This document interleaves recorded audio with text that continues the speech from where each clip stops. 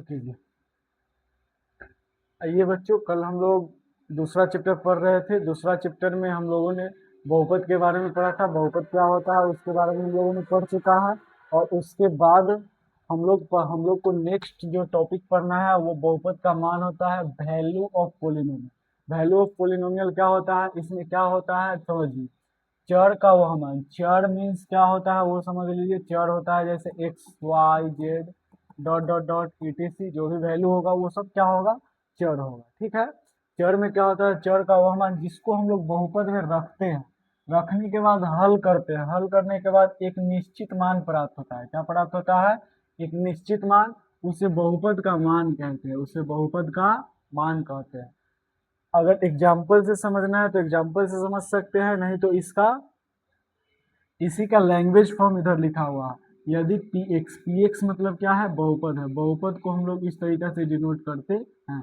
X में कोई बहुपद है और के कोई वास्तविक संख्या है, वास्तविक संख्या है तो पी एक्स में एक्स को के से प्रतिस्थापित करने पर, मतलब एक्स के जगह पर हम लोग क्या रखेंगे, के। क्या रखेंगे, के। प्रतिस्थापित करने पर वास्तविक संख्या पी एक्स का एक्स बराबर के पर मान कहलाते हैं। यानी कि एक्स बराबर के जो है इसमें रखेंगे तो जो मान आएगा वही एक्स बराबर के पर क्या कहलाएगी, मान कहलाएगी। और इसे हम लोग पी के रूप में लिखते हैं। आइए एग्जाम्पल से समझते हैं। पी एक्स बराबर इतना दिया हुआ है एग्जाम्पल। इसमें एक्स का वैल्यू मान लीजिए 5 दिया हुआ, कुछ भी ले सकते हैं। एक्स का मान आप लोग की इच्छा जो हो। क्वेश्चन में अगर दिया हुआ है तो ठीक है, नहीं दिया हुआ है तो आप कुछ भी ले सकते हैं। जैसे 5 ले लिया, जैसे इसमें के लिया था, इसमें क्या लिया था, के। ऐसे ही यहाँ पर क्या ले लिया है, 5। 5 को हम लोगों ने क्या किया, एक्स से प्रतिस्थापित कर दिया, मतलब हटा दिया। एक्स के जगह पर 5 रख दिया। ठीक है, एक्स के जगह पर 5 रख दिया तो इधर एक्स के जगह पर 5 रखा तो इधर भी रखना होगा। तो एक्स के जगह पर 5 रखा, एक्स के जगह पर 5 रखा, यहाँ पर इतना ही था। 5 का स्क्वायर 25 होता है, 5 और 5 10 हो गया, 25 और 10 35, इसका क्या हो गया, आंसर हो गया। नेक्स्ट एग्जांपल समझना चाहेंगे तो 2x square minus 5x plus 5। इसमें x का मान लीजिए 0 दे दिया, मान लीजिए क्या दे दिया है, 0। तो इसको x को स्थापित करेंगे p बराबर, मतलब x बराबर 0 रखेंगे और 0 रखने के बाद इसको हल करेंगे तो आंसर क्या आएगा, 5। ये कहलाता है बहुपद का मान। यानी कि चर का कोई ऐसा मान रखने के बाद बहुपद का एक निश्चित मान प्राप्त होता है, उसे बहुपद का मान कहते हैं। इसी के जैसा एक है जिसको हम लोग बहुपद का शून्यक कहते हैं। क्या कहते हैं, बहुपद का शून्यक। बहुपद का शून्यक क्या होता है, ध्यान से समझिएगा। बहुपद का शून्यक क्या होता है, चर का वह मान या फिर चर का वह विशेष मान या फिर चर का वह मान जिसको बहुपद में रखने पर और हल करने पर अगर उसका रिजल्ट 0 आता है, उसका रिजल्ट 0 आता है, शून्य आता है, तो उसे हम लोग बहुपद का शून्यक कहते हैं। बहुपद का शून्यक में हमेशा रिजल्ट क्या होगा, 0 आएगा। आप चाहे ऐसा मान रखिए, अगर मान रखने के बाद 0 प्राप्त होता है तो वह बहुपद का शून्यक होता है। जैसे एग्जाम्पल से समझ लीजिए, पी एक्स बराबर इतना दिया हुआ है, मान लीजिए एक्स बराबर -1 और एक्स बराबर 4 है। इसको हम लोग को देखना है ये बहुपद का शून्यक है या नहीं है। तो इसको हम लोग इस बहुपद में रखेंगे तो 0 के बराबर आएगा तो ये शून्यक होगा, 0 के बराबर नहीं आएगा तो शून्यक नहीं होगा। तो देखिए एक्स बराबर -1 लिया, इसको -1 का स्क्वायर करेंगे 1 होगा, माइनस में माइनस से गुना करेंगे प्लस होगा और -4 हो जाएगा। 4 माइनस 4 क्या हो जाएगा, 0 हो जाएगा। मतलब ये 0 आ रहा है, मतलब क्या होगा, -1 एक्स बराबर -1 बहुपद पी एक्स का शून्यक है।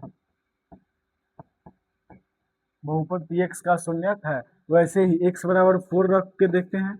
4 रखेंगे तो 4 का स्क्वायर 16 हो जाएगा, 3 चौका 12, 12 4 16 हो जाएगा, 16 में से 16 घटाएंगे 0 आ जाएगा। यानी कि एक्स बराबर 4 भी बहुपद पी एक्स का शून्यक है।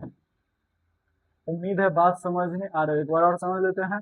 बहुपद का शून्यक क्या होता है, चर का वह विशेष मान या फिर चर का वह मान जो बहुपद में रखने के बाद उसका मान 0 के बराबर ला देता है, तो उसे हम लोग बहुपद का मान कहते हैं।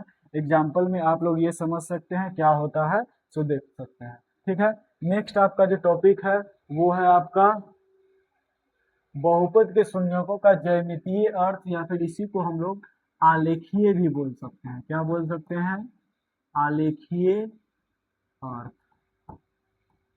आप लोग 9th क्लास में पढ़े होंगे, कार्तीय तल के बारे में पढ़ेंगे, ठीक है। ये ऐसे जो झुका हुआ रहता है उसको हम लोग एक्स अक्ष कहते हैं, एक्स एक्सिस कहते हैं, और इसको हम लोग वाई एक्सिस कहते हैं। क्या कहते हैं? X y axis. और बीच में जहाँ पे दोनों मिलता है उसको हम लोग जीरो कहते हैं, और जीरो को मूल बिंदु बोलते हैं। क्या बोलते हैं? मूल बिंदु बोलते हैं,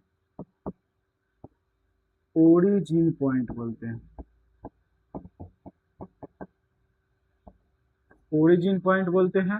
जीरो के दाया साइड में होता है प्लस मान, +1, +2, +3। जीरो एक्स ऊपर, जीरो से ऊपर वाई का मान होता है +1, +2, +3, +4, डॉट डॉट डॉट बहुत होता है। और जीरो के नीचे होता है माइनस मान, -1, -2, -3, -4। और जीरो के बायां साइड एक्स का मान होता है माइनस में। कैसा होता है? माइनस में। तो इसमें हम लोग को क्या पढ़ना है? इसमें ज्यामितीय रूप में हम लोग को या फिर आलेखीय रूप में क्या पढ़ना है? तो इसमें कितना शून्यक होता है, कैसे होता है, क्यों होता है, इसके बारे में हम लोग पढ़ते हैं। जैसे समझिए, जैसे मान लीजिए आप लोग, हमको शून्यक निकालना है, तो शून्यक निकालने के लिए हमको सिर्फ और सिर्फ एक्स एक्सिस पे फोकस करना है। किस पे फोकस करना है? एक्स एक्सिस पे फोकस करना है। एक्स एक्सिस पे फोकस करना है। जो भी शून्यक होगा वो एक्स एक्सिस पर ही होगा, ठीक है। एक्स एक्सिस पर शून्यक होने का कारण है इसके पीछे। आइए हम लोग देखते हैं क्या होता है। देखिए, एक्स अक्ष को कोई ग्राफ मान लीजिए, कोई ग्राफ है, जैसे मान लीजिए ये ग्राफ है। एक्स एक्सिस को एक बिंदु पर काट रहा है। कितना बिंदु पर काट रहा है? एक बिंदु। जैसे मान लीजिए ये है, या फिर तो यहाँ पे एक्स अक्ष को एक बिंदु पर काट रहा है, तो ये हो जाएगा आपका, ये वाला इस बहुपद का शून्यक हो जाएगा। क्या हो जाएगा? शून्यक। शून्यक हो जाएगा। एक्स एक्सिस काट रहा है तो एक शून्यक होगा, और जिसका एक शून्यक होता है उसको हम लोग रैखिक बहुपद कहते हैं। क्या कहते हैं? रैखिक बहुपद। जिसका केवल एक शून्यक होता है रैखिक बहुपद कहलाता है। एक अक्ष को केवल एक बिंदु पर काटता है। और एग्जाम्पल देख सकते हैं, जैसे ये देख लीजिए, एक अक्ष पर एक ही बार काट रहा है, एक शून्यक होगा।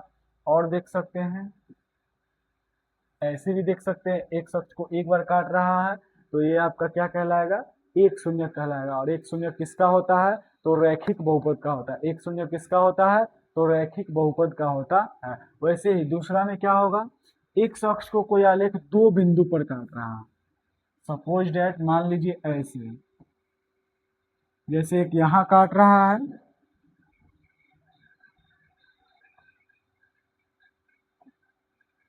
एक यहाँ काट रहा है, और एक यहाँ पे काट रहा है। इसका केवल दो शून्यक होगा।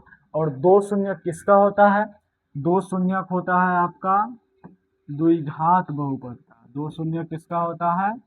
द्विघात बहुपद का होता है। दो शून्यक किसका होता है? द्विघात बहुपद का होता है। क्योंकि दो एक अक्ष को दो बार काटेगा तो द्विघात बहुपद का शून्यक होगा। और इसका शून्यक ऐसे भी हो सकता है, पाराबोला टाइप होता है। पाराबोला, परवलय, जो आप लोग 11th क्लास या 12th क्लास में पढ़ेंगे, इस टाइप से होता है, ठीक है। या फिर ऐसे भी हो सकता है, ऐसे, या फिर ऐसे भी हो सकता है, इस तरीका से हो सकता है, ठीक है। नेक्स्ट है आपका, एक अक्ष को अगर तीन बिंदु पर काटती है। कितना बिंदु पर काटती है? तीन बिंदु पे काटती है। तीन बिंदु पे काटती है तो उसमें केवल कितना शून्यक होगा? तीन शून्यक होगा। और तीन शून्यक किसका होता है? त्रिघात बहुपद का होता है। तीन शून्यक किसका होता है? त्रिघात बहुपद का होता है। त्रिघात बहुपद का होता है। त्रिघात बहुपद का होता है। अगर एक एक्सिस को एक बार भी नहीं काटता, इसका एग्जांपल देख लीजिए, जैसे एक बिंदु,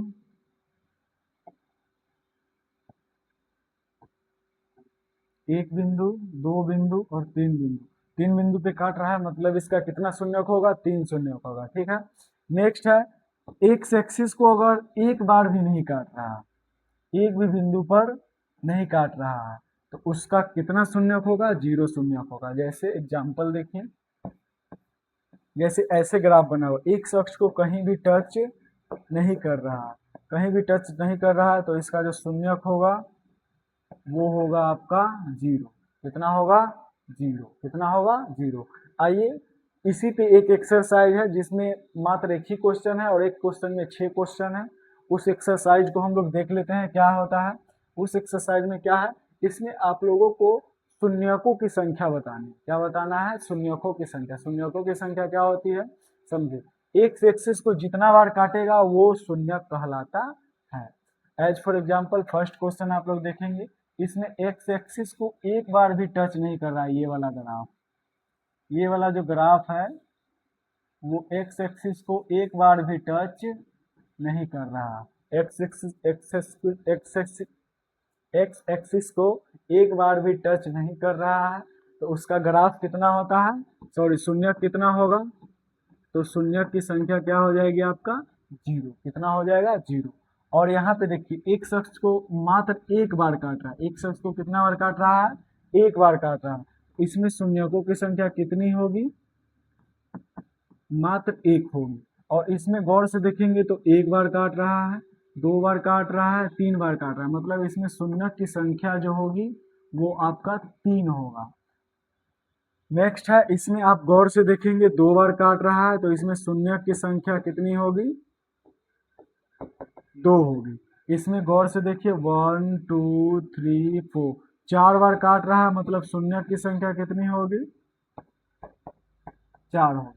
और यहाँ पे देखिए एक बार काट रहा है, 2 बार काट रहा है और एक बार यहाँ पे काट रहा है, 3 बार हो रहा है, मतलब शून्यकों की संख्या क्या होगी, 3 होगी। इसमें आप लोग से ये भी पूछ सकता है, अगर शून्यकों की संख्या 1 है तो वो कौन सा बहुपद है, नहीं है तो वो कौन सा बहुपद है। तो देखिए नहीं है तो ये आपका 0 हो गया, तो ये शून्य बहुपद होगा। क्या होगा, शून्य बहुपद। एक शून्यक है उसको हम लोग रैखिक बहुपद कहते हैं। क्या कहते हैं, रैखिक बहुपद। और इसमें 3 शून्यक है तो इसको त्रिघात बहुपद कहते हैं। क्या कहते हैं, त्रिघात बहुपद कहते हैं। इसमें 2 शून्यक होगा तो द्विघात बहुपद कहते हैं। और इसमें 4 शून्यक है तो चतुर्थ घात वाला इसको बहुपद कहते हैं। चतुर्थ घात वाला बहुपद इसको कहते हैं। और इसमें 3 है तो ये त्रिघात बहुपद वाला होता है। मेरे प्यारे बच्चों, आज एक्सरसाइज 2.1 जो है वो कंप्लीट हो गया। अगर किसी भी प्रकार का डाउट होगा तो आप लोग कमेंट बॉक्स में बताइएगा, और कहीं समझ में नहीं आया होगा तो भी कमेंट बॉक्स में बताइएगा, और फिर भी समझ में नहीं आया तो वीडियो को दोबारा रिवाइज करके देख लीजिएगा। ठीक है, आज के लिए इतना ही, धन्यवाद।